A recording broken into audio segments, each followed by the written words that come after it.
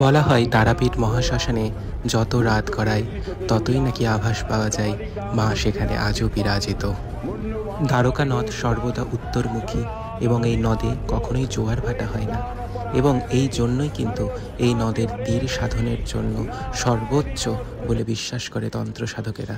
তাই জন্যই তারাপীঠ তান্ত্রিকদের একটি অন্যতম পীঠ।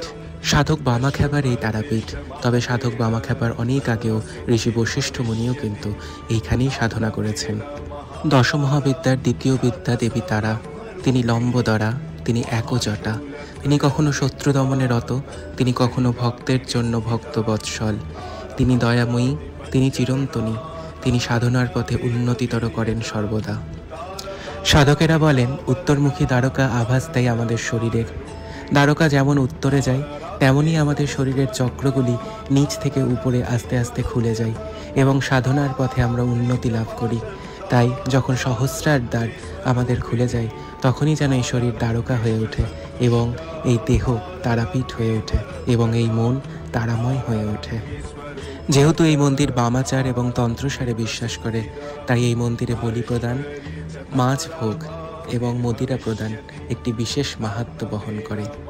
জয় তারা, জয় বাম।